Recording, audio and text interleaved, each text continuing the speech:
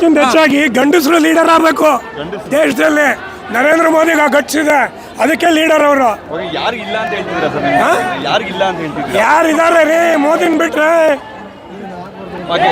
ಆ ಕಡೆ ಈ ಕಡೆ ಪಬ್ಲಿಸಿಟಿ ಮಾಡ್ಕೊಂಡ್ ಬರ್ತಾರಲ್ಲ, ನಾ ಪಾರ್ಟಿ ಈ ಪಾರ್ಟಿ ಇನ್ನೊಂದು ಪಾರ್ಟಿ ಅಂತ.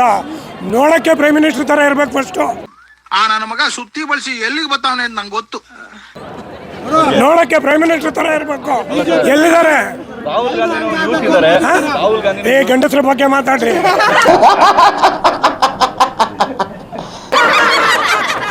ರಾಹುಲ್ ಗಾಂಧಿ ಆಗಿದ್ರೆ ಗಂಡಸ ಎಲ್ಲ ಅಂತಿದ್ದೀರಾ ನೀವು? ಗಂಡಸ್ರ ಬಗ್ಗೆ ಮಾತಾಡಿ. ಕೇಜ್ರಿವಾಲ್ ದೇಶ ಯಾರು ಆಳ್ಬೇಕು? ಯಾರು ಆಳ್ಬೇಕು ಸರ್ ದೇಶನ? ಕೇಜ್ರಿವಾಲ್ ಸರ್, ಕೇಜ್ರಿವಾಲ್ IAS ಮಾಡಿದ್ದಾರೆ. ಆ ಫೀಲ್ಡ್ ಅಲ್ಲಿ ಇದ್ರೆ ಚೆನ್ನಾಗಿರುತ್ತೆ. ಮನಮೋಹನ್ ಸಿಂಗ್ ಎಕನಾಮಿಸ್ಟ್ ಆಗಿದ್ರು, ಆ ಫೀಲ್ಡ್ ಅಲ್ಲಿ ಇದ್ರೆ ಚೆನ್ನಾಗಿರುತ್ತೆ. ಎಲ್ಲರೂ ದೇಶ ಆಳಕ್ಕಾಗಲ್ಲ. ಹುಷಾರಿಲ್ಲ ಅಂದ್ರೆ ಡಾಕ್ಟರ್ ಹತ್ರ ಹೋಗ್ತೀವಿ, ಇಂಜಿನಿಯರ್ ಹತ್ರ ಹೋಗ್ತೀವಾ? ಏನ್ ಮಾತಂತ ಹೇಳಿದ್ರಿ ಸರ್ ನೀವು? Really hats off sir, hats off.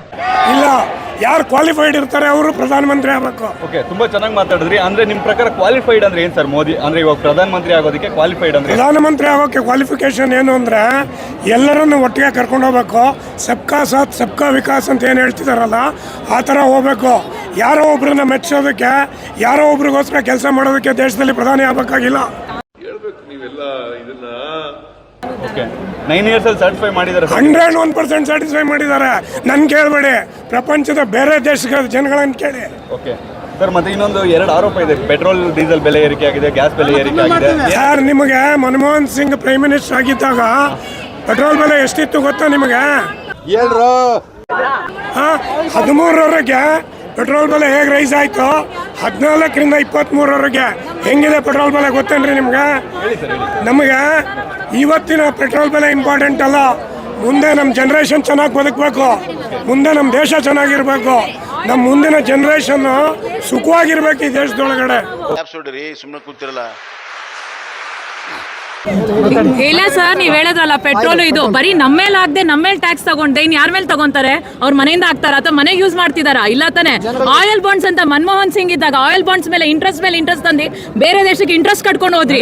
ಅದನ್ನ ಕಮ್ಮಿ ಮಾಡ್ತಿದ್ದಾರೆ. ಅದನ್ನ ನಮ್ಮ ಮೇಲೆ ಹಾಕ್ಬಿಟ್ಟು ಕಮ್ಮಿ ಮಾಡ್ತಾರೆ. ಅದನ್ನ ಅರ್ಥ ಮಾಡ್ಕೊಂಡೆ ಜನ.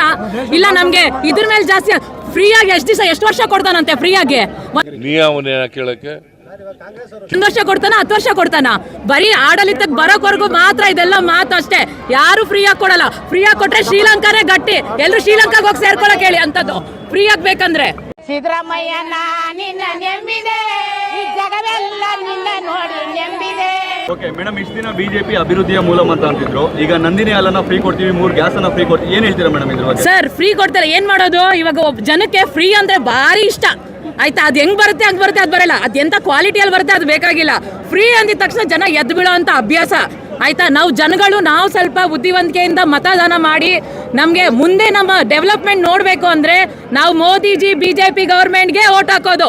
Thank you. ಮೋದಿ ಅವರಿಗೆ ಹಿಂದೆ ಮುಂದೆ ಯಾರು ಇಲ್ಲ.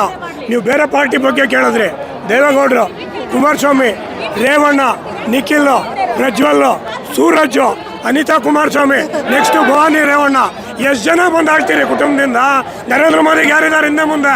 ಇರೋರೇ ದೇಶದ ಜನ. ದೇಶ ಉಳಿಬೇಕು ಅಂದ್ರೆ ಮೋದಿ ಇರಬೇಕು. ಖತಮ್. ಬಾಯ್ ಬಾಯ್, ಟಾಟಾ, ಗುಡ್ ಬಾಯ್, ಗಯಾ. ಸುಭದ್ರವಾದ ರಾಷ್ಟ್ರ ಇರಬೇಕು ಅಂದ್ರೆ ಕೆಪಾಸಿಟಿ ಇರೋ ಪ್ರಧಾನಮಂತ್ರಿ ಇರಬೇಕು. ದೇಶಕ್ಕೆ ಒಬ್ಬರೇ ಲೀಡರ್ ನರೇಂದ್ರ ಮೋದಿ. ಕ್ಲಾಪ್ಸ್ ಹೊಡ್ರಿ, ಸುಮ್ಮನೆ ಕೂತಿರಲ್ಲ. ಮೊದಲನೇದಾಗಿ ಹಿಂದೂಸ್ತಾನವು ಮರೆಯದಂತಹ ಭಾರತ ರತ್ನಗ ನೀನಾಗು. ಮೋದಿ ನೀವಾಗಿ ಭಾರತ ರತ್ನ.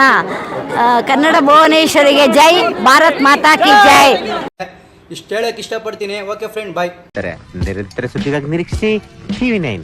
ಕ್ಯಾಮರಾಮನ್ ಗಿರಿರಾಮ್ ಜೊತೆ ಕುಟೇರ ಸಿಂಹ, ಜಯಂಗ್ಲಿ.